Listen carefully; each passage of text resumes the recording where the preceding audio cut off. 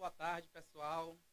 Como já foi apresentado, meu nome é Gleison Cruz, sou contador, sou professor e atuo no terceiro setor com ONGs, associações, fundações, certo? Que é o que compõe o terceiro setor. O terceiro setor é composto por associações e fundações, certo? Que são organizações que elas devem seguir alguns requisitos. Por exemplo, ser não governamental, não ter fins lucrativos e ser legalmente constituída. O associativismo cresceu muito no Brasil, da década de 80 para cá, que quando se teve o boom das ONGs no Brasil, das fundações, associações, certo? E não tenho como não falar de associativismo e não falar do marco regulatório das OSC, certo? Que todas as associações, fundações, organizações não governamentais, instituições religiosas, elas foram organizadas em 2014 e passaram a receber essa denominação de OSC, que são entidades de direito privado e fins públicos, certo? A lei que instituiu isso, o marco regulatório, foi a 13019 de 2014, que em 2015 foi reformulada pela 13024. Então, essa lei ela veio para elucidar a relação entre o terceiro setor, certo? Essas entidades não governamentais, com o próprio governo. Melhorou muito a relação entre o Estado e as organizações da sociedade civil, certo? De 2014 para cá tivemos essa modificação e ficou bem mais esclarecido como deve ser essa relação do governo com as entidades, como elas estão no meio da sociedade, o serviço que elas fazem. Então ficou tudo bem mais esclarecido como elas devem trabalhar. Foi esclarecido todo no âmbito desta lei, certo? Falando um pouquinho de associações, quando a gente fala de associações, fundações e organizações não governamentais, elas soam muito semelhantes às atividades. Então, quando duas ou mais pessoas se unem com o mesmo objetivo, nós já podemos considerar que nasce dali uma OSC. O que vai diferenciar basicamente as fundações das associações é a forma de constituição. As fundações geralmente elas nascem de um patrimônio que a pessoa pode em vida deixar em testamento e a partir daí ser constituído uma fundação. A fundação pode ter algum objetivo, também vai ser especificado no estatuto, que a gente vai estar falando um pouquinho mais na frente. E as fundações elas nascem de um capital de uma pessoa. Temos aí alguns exemplos de fundações que nós podemos falar, como a Fundação Ayrton Senna, temos a Fundação Roberto Marinho, dentre outras, que surgiram do capital de pessoas, né, uma parte da herança de certas pessoas, e surgiram as fundações, o que fomenta a fundação. As associações, elas, assim como as organizações não governamentais, que não deixa de ser uma associação, elas já fazem um serviço para a sociedade. Elas buscam melhorias no âmbito da saúde, do esporte, meio ambiente. Então, basicamente o que as ONGs, associações vão visionar, certo? Quando se fala em ONG e associação, a primeira pergunta que se deve fazer é qual o problema social que queremos enfrentar. Qual vai ser a nossa causa, qual vai ser a nossa luta, se vai ser ambiental, se vai ser voltada para o esporte, para para o negócio, desenvolvimento de negócios locais, que envolvam toda a comunidade, que traga benefícios para a comunidade. Outra coisa que é importante de salientar é que recursos, como vai funcionar essa associação, essa ONG, quais são os recursos que a gente vai ter financeiro, físico, certo? E humanos também. Precisamos definir essas coisas. Qual vai ser a problemática que vai ser trabalhada e qual vai ser os recursos que eu vou utilizar, que eu vou ter disponível para poder estar fazendo esse tipo de trabalho. Então, como eu já disse, quando 2 ou mais pessoas se organizam com o objetivo de prover ações, né, para atender a sociedade ou lutar por causas no âmbito cultural, esportivo, político, beneficente, certo? Já temos aí uma organização da sociedade civil que pode ser direcionada como associação, como ONG, certo? E dependendo do capital, se pode ser uma fundação também, se for de origem de pessoa física, como eu disse, por via testamento, ou se a família posterior à morte da pessoa decide fazer também por conta própria. Então, o que a gente precisa fazer para compor uma associação, uma organização da sociedade civil? Reunir pessoas e definir o objetivo e saber com que recurso nós podemos estar fazendo isso, certo? Eu trouxe alguns dados aqui que vocês podem acessar esse site mapa.osc.ipea.gov.br, que é o mapa das organizações da sociedade civil. E é com base em pesquisas do IPEA, certo? Que é o Instituto de Pesquisa Econômica Aplicada. Temos os dados que no Brasil temos mais de 820 mil OSCs, Organizações da Sociedade Civil, entre ONGs, associações, fundações e entidades religiosas que foram incluídas nessa última atualização da lei de 2015. Esses dados, o IPEA consegue, de acordo com a base de dados da Receita Federal, com o Cadastro Nacional das Pessoas Jurídicas, ele consegue mensurar, quantificar quantas instituições existem ativas no Brasil, certo? Nos últimos 6 anos, tivemos uma atualização gigantesca desses dados devido à própria integração do cadastro da Receita Federal e o acesso também dos outros órgãos a esse cadastro.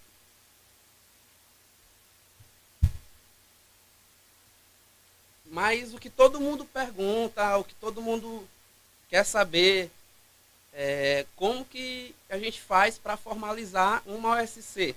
O que a gente precisa para montar uma associação, o que a gente precisa para montar uma fundação, o que a gente precisa, né, para montar uma ONG, uma organização não governamental.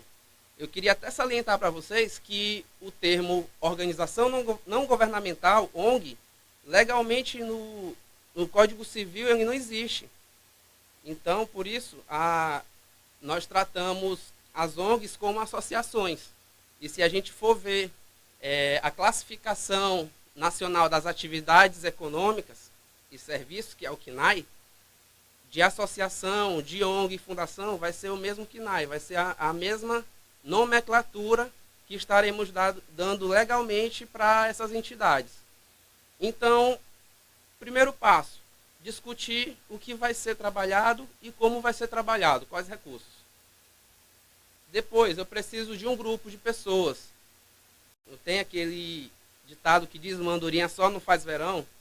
Então, precisamos de um grupo de 2 ou mais pessoas que tenham as mesmas ideias, os mesmos objetivos e trabalhem pela mesma causa, certo? Essas pessoas, elas precisam ser agente capaz. O que é o agente capaz? É maior de 18 anos e que não tenha nada que impossibilite sua tomada de decisões. é uma pessoa sã e que seja maior de 18 anos. E que o objeto do trabalho da ONG, associação ou fundação seja lícito. Lícito, provável e realizável. Não pode ser nada improvável, nada que seja impossível de ser alcançado. Então tem que ser um objeto lícito e provável, certo? Depois que conseguimos já estruturar essas pessoas com essas ideias, aí a gente vai partir para formalização do estatuto. O estatuto ele é o instrumento constitutivo de toda a OSC. Eu vou estar usando o termo OSC, pessoal, para, como eu já disse, a Organização da Sociedade Civil, certo? Quando eu falar OSC, se engloba já associação, organização não governamental, entidades religiosas e fundações, tudo bem?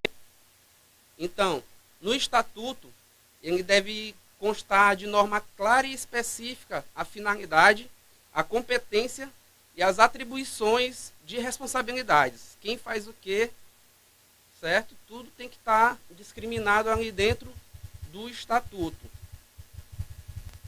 Depois que o estatuto ele é composto, né?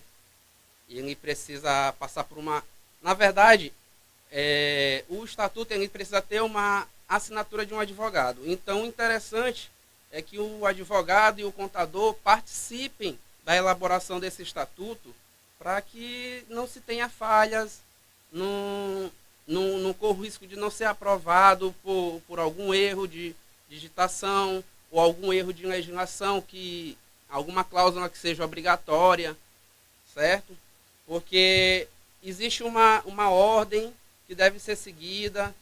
Nós precisamos no estatuto colocar a denominação da OSC, a sede, o endereço.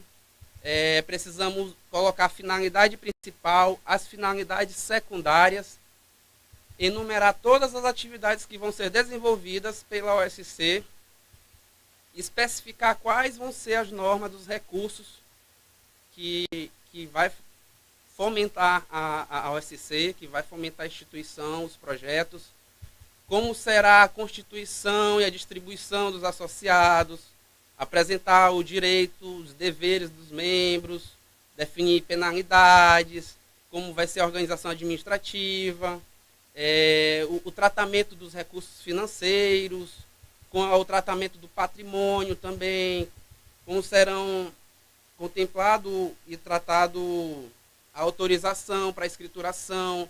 Então, todos esses detalhes vão estar lá no estatuto. Lembrando que totalmente não existe a divisão de lucros nem a obtenção de lucros dentro do OSC.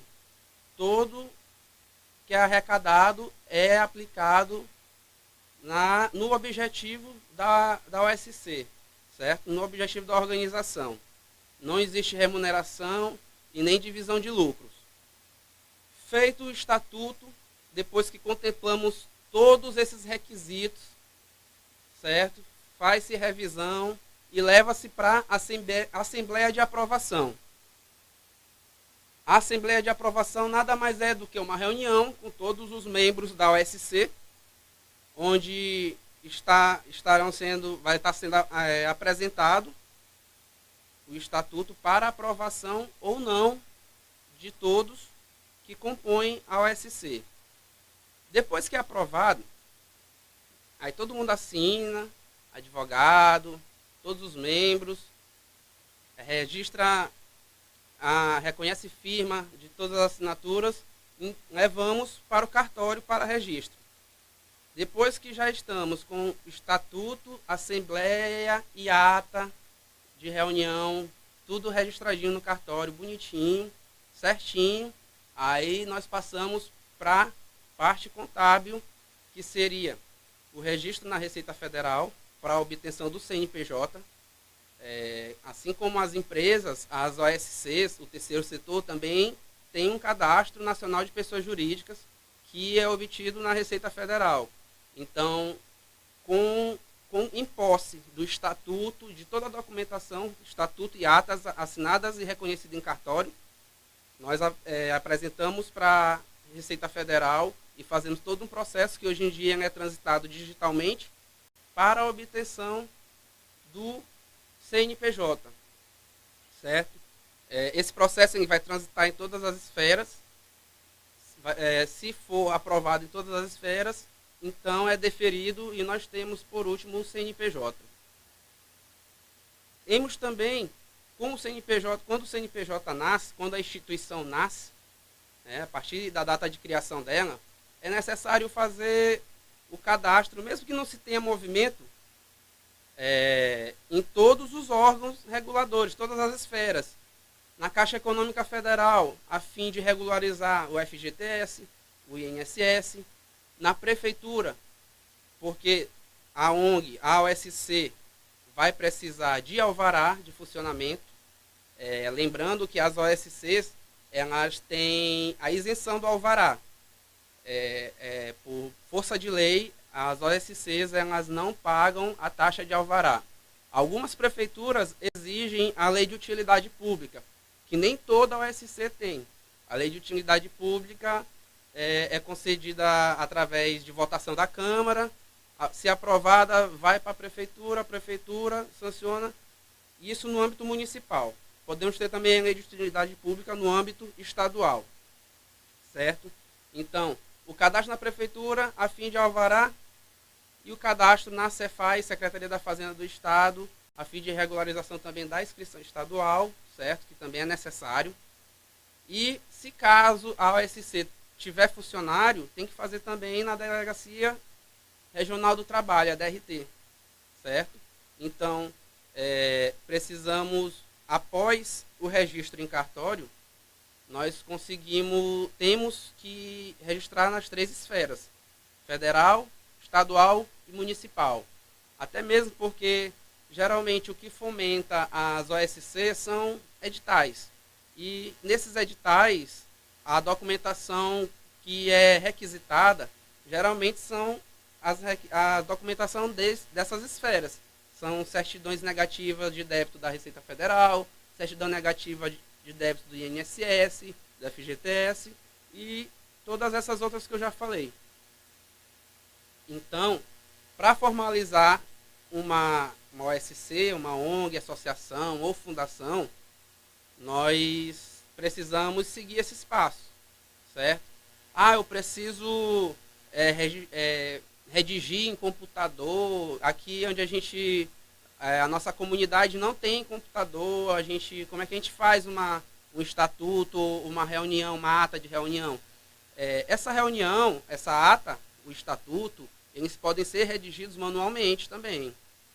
Hoje tudo está muito informatizado, tudo online, mas essa essência não foi perdido das OSC. Então, as atas de reuniões, os cartórios ainda recebem o livro. Nós levamos o livro com a ata redigida manualmente, todos assinados, e o cartório aceita dessa forma. Faz uma folha de papel, né? Todo mundo assina, reconhece todo mundo direitinho e pode dar entrada na Receita Federal. Então, depois de seguir esses passos, nós vamos ter algo dessa forma. Eu trago aqui para vocês um exemplo de um cartão de CNPJ, certo? O cartão de CNPJ, aí no caso, é de uma associação, a Associação dos Recreativos e Beneficiantes dos Moradores do Jardim Tropical, daqui de São Luís. Pedi autorização deles e eles permitiram que eu divulgasse aqui. Quero mandar até um abraço lá para o pessoal que tem feito um trabalho muito bonito em favor da comunidade do Jardim Tropical. E aqui no cartão do CNPJ a gente pode observar que lá em cima do lado esquerdo temos o número do cadastro do CNPJ, certo? No lado direito, nós temos a data de constituição desse CNPJ. E abaixo nós temos a denominação, no caso, o nome da instituição, da ONG. Mais embaixo nós temos a classificação da atividade econômica, no caso, são atividades de associação e de defesas sociais. Como eu falei para vocês agora, esses 3 quinais sempre vão estar representando as OSC, seja a ONG, fundação ou associação, certo? Mais abaixo nós vamos ter o endereço, a localização, o contato, e-mail, telefone e, por último, vai a situação cadastral, que diz se a empresa está ativa, no caso a OSC, a organização se ela está ativa, se está inapta, no caso essa está ativa, certo?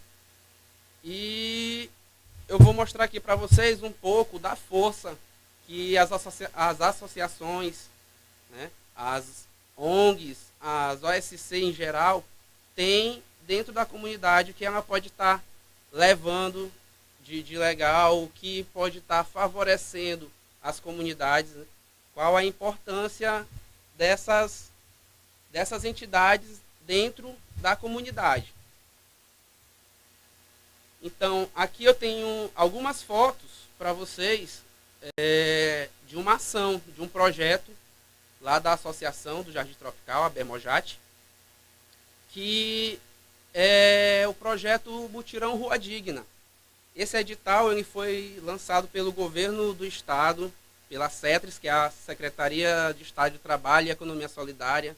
Inclusive, é um projeto que eu tenho muito apreço, admiro demais. Queria parabenizar todo o governo do estado e a CETRES por essa iniciativa. O que é o Mutirão Rua Digna? Onde o governo do estado entra com material, com recurso, e as entidades elas fazem a gestão, elas fazem a aplicação, certo? A gente vê aqui que uma rua que era totalmente destruída, inacessível, né, feia, e a ONG foi lá, se inscreveu no edital, já está na 3ª etapa. Já concluiu a 1ª etapa, já concluiu a 2ª etapa, e eles já estão na 3ª etapa do projeto Mutirão Rua Digna. Espero que continue esse projeto, porque é de grande valia para a comunidade. A gente vê aí que o material chega, a comunidade já se reúne e consegue aplicar a obra lembrando também que isso traz fomento para a comunidade, porque toda a mão de obra, toda a mão de obra aplicada são pessoas da comunidade, né? Então a comunidade mesmo é contratada para estar executando a obra. Então a gente vê aí pelas fotos que é um projeto muito bonito, muito gostoso de se fazer, a gente vê o resultado. A gente vê a alegria da comunidade recebendo o benefício. Então, esse é só um exemplo do que uma associação pode estar fazendo em prol da comunidade, certo? Eu vou trazer agora também para vocês, como exemplo, o cartão do CNPJ de uma ONG, certo? Aqui, no caso, especificamente, temos a ONG Arte Mojó. É uma ONG que está na ativa desde 2006, certo? E se você for ver as classificações lá, os quinais dela são igual o da associação a Bermojat. E tem também o endereço dela, os contatos, igualzinho, mesmo formato, certo? Mas para chegar nesse modelo de documento, foi necessário primeiro fazer todas aquelas etapas, todo aquele processo de constituição, certo? Estatuto, ata, assembleia, tudo registrado direitinho lá no cartório. E em seguida, a Receita Federal, após ter todos os deferimentos em todas as esferas, ela emite esse documento, que é o cartão do CNPJ, certo? Aqui eu trago para vocês, nós vamos disponibilizar dois vídeos, o link na descrição do vídeo, que é a respeito de duas matérias que foram veiculadas pela TV Mirante sobre a ONG Arte Mojó, certo? O programa foi lá e entrevistou a comunidade e conheceu um pouco do projeto que é o Mangue Sem Lixo. O projeto Mangue Sem Lixo, ele é desenvolvido pela ONG Arte Mojó, lá na comunidade do Mojó, e algumas ramificações desse projeto são voltadas para a área do artesanato e empreendedorismo.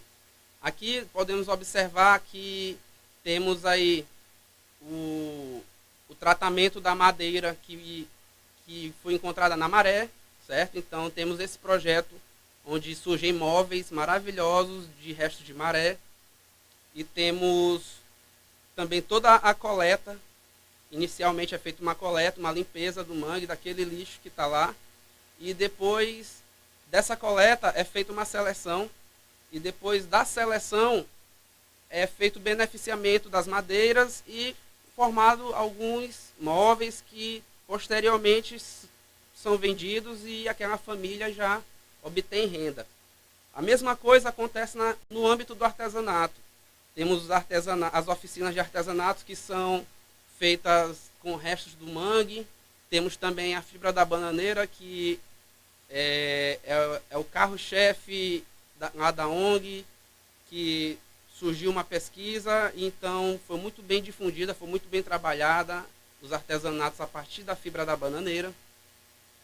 E isso também serve como mais uma fonte de renda para esse pessoal que vive de pesca.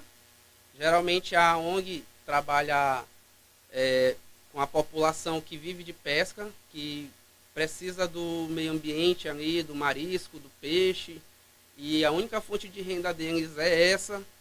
Sabemos que essa oferta tem diminuído bastante com o passar dos anos, devido à construção de novos portos, ferrovias, enfim. Sabemos que o pescado está diminuindo, esse pessoal precisa de uma fonte complementar de renda, então a ONG faz todo esse projeto de educação ambiental, de tirar o lixo do mangue, e também oferece essas oficinas que oportunizam que as pessoas possam estar tendo uma renda extra, certo? Seja ela no artesanato, com as fibras da bananeira, ou com as conchinhas do mar, certo? Galhos, ou com os restos de madeira, corda, tudo que vem, que é deixado pela maré, pode ser aproveitado, pode ser transformado e fica a coisa mais linda que vocês precisam ver. Eu queria agora mostrar um videozinho para vocês, que é um depoimento de algumas pessoas que participaram de uma oficina que a ONG fez, em uma ação isolada, uma ação fora do Mojó, foi uma ação feita na Raposa, no povoado Canto, que é uma população pesqueira bem isolada. E a ONG fez um trabalho bem legal lá, que eu queria estar mostrando, compartilhando com vocês agora. Um vídeo bem rapidinho, no máximo 3 minutos. E pode rodar aí.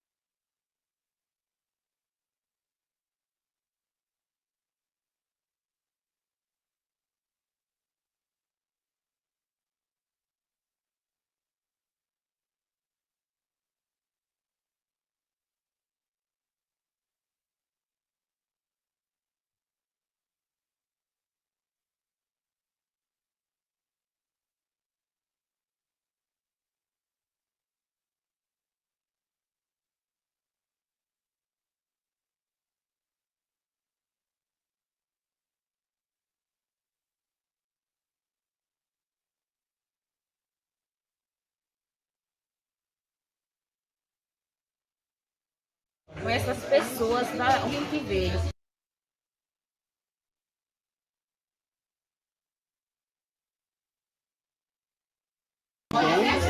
Nasci e me criei aqui. Sou professor, mas sou pescador. E o que eu achei da reunião foi ouvir o que a gente ainda não tinha ouvido antes. Aqui nós só trabalhamos de pesca, a gente temos outro conhecimento. Como a ONG hoje veio, de toda a gente gostamos, interessante.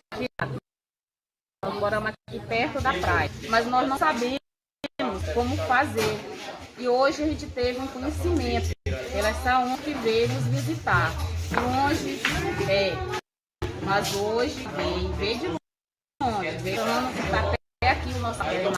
Agradecer essas pessoas que vieram, uma felicidade imensa para porque a gente não temos uma organização, a gente nunca tinha participado de uma ONG, a gente nunca tinha ouvido como era que se informava. E hoje a gente teve esse conhecimento, as pessoas até aqui aonde a gente. Então, eu sou uma moradora do Canto, meu nome é Lourdinei e estou feliz com essas pessoas que veio.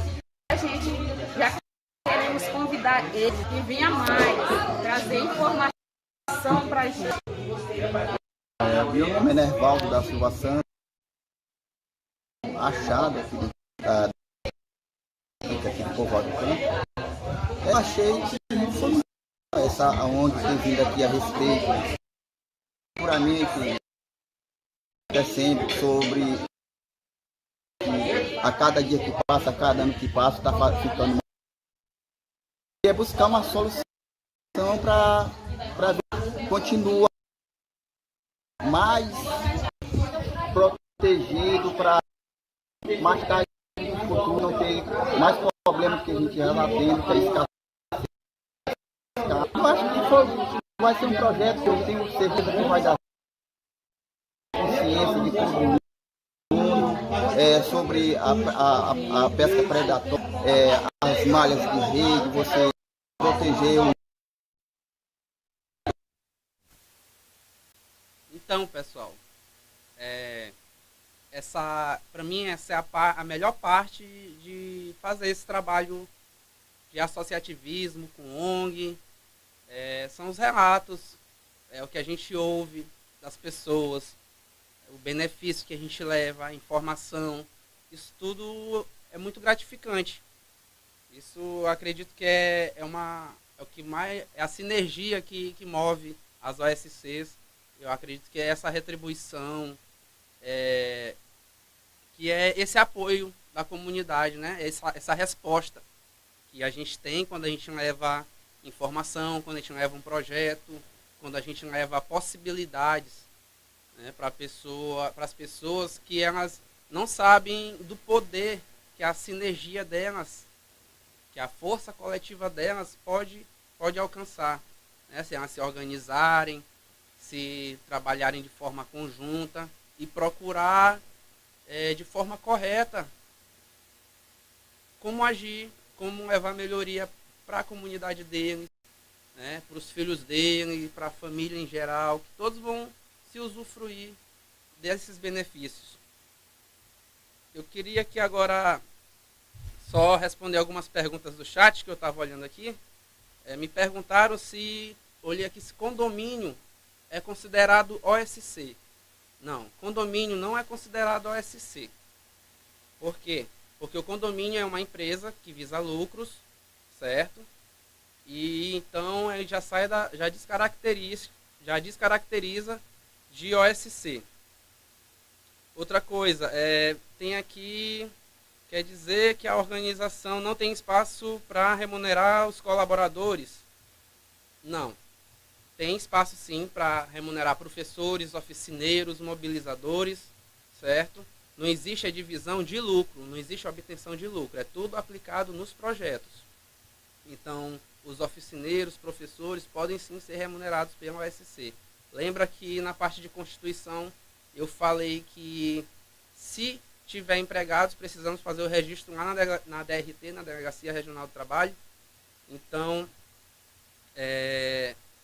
a OSC ela pode sim remunerar quem trabalha no projeto, quem está desenvolvendo o projeto, como oficineiro, como mobilizador, certo?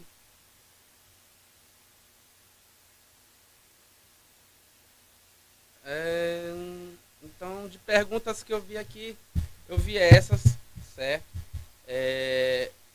Eu acredito que deu para esclarecer um pouco de vocês o que é o OSC, como é a forma de constituir uma OSC, como nós nos organizamos, quais os benefícios que a OSC pode trazer para a comunidade, para o meio em geral, certo? Temos aí também uma pergunta aqui: quais as principais vantagens de uma comunidade formar uma OSC?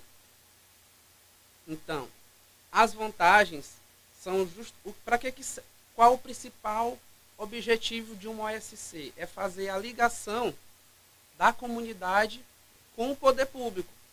Então, às vezes, a entidade, a organização, a associação, fundação ou ONG, ela leva para o poder público as necessidades da comunidade, certo? Como eu mostrei aqui no mutirão Rua Digna. Qual é a necessidade aqui? Infraestrutura, saneamento, certo? Então, a entidade, a associação leva para o governo, para o poder público, essa necessidade, certo? E apresenta o projeto com o objetivo, com os recursos que serão necessários para tocar esse projeto e faz essa intermediação. Ela faz a gestão, certo, do projeto. Então, esse é um dos benefícios que as OSC trazem para as comunidades. A importância de se organizar é uma forma da comunidade pressionar o poder público de uma forma mais correta, mais rápida, ter uma resposta mais rápida, né? Dar uma celeridade aí nessa comunicação. Então, aqui, nessa situação, no caso que foi um edital, então o governo do estado do Maranhão já sabe que existe essa necessidade, então ele já disponibilizou o projeto e só esperou que as OSC, as ONGs e associações procurassem ele, né?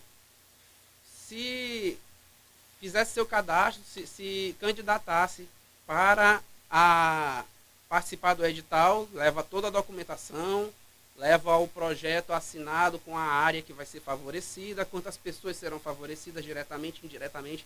Então, existe todo um critério para essa aprovação, mas aqui no caso do mutirão Rua Digna, como eu falei, o governo sabe que tem essa necessidade, disponibiliza, as OSC vão lá e fazem esse intermédio da população com o poder público e conseguem fazer aí projetos bonitos, levar grandes benfeitorias para a comunidade. E esse é o principal papel das OSC. Aqui no caso da ONG Ambiental, Arte Mojó, podemos ver que além da conscientização ecológica, de cuidar do meio ambiente, de preservar, ela também, com suas oficinas, desperta esse lado empreendedor das pessoas. Tem essas oficinas do artesanato que são voltadas para o empreendedorismo. A pessoa vai ter um produto final que hoje a gente sabe que os artesanatos, os móveis rústicos têm bastante valor agregado e a ONG vai e mostra essa possível fonte de renda para as comunidades, para as pessoas. Certo?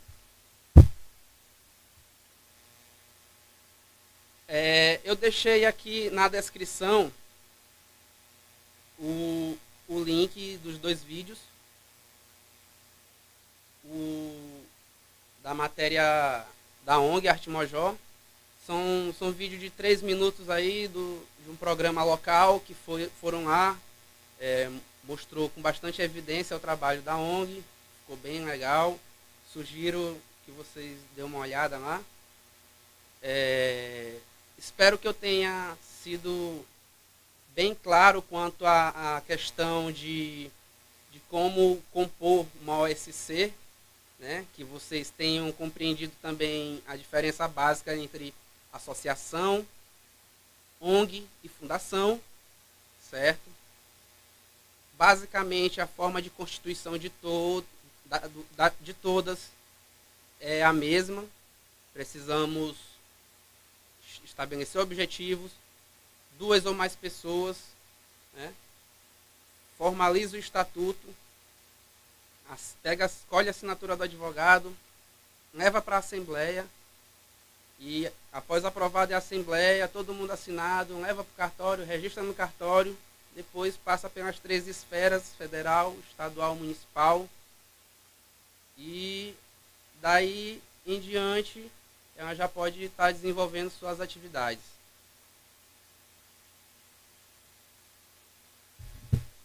Vou dar uma olhadinha, ver se tem mais alguma pergunta aqui.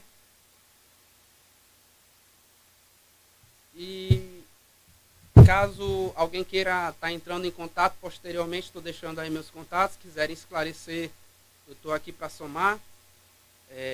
Qualquer dúvida no âmbito de terceiro setor, contabilidade em geral, mas estou à disposição para estar orientando vocês aí no que for preciso de uma constituição, de uma associação, de uma ONG, fundação, no que seja possível aí poder estar ajudando vocês. Espero ter colaborado.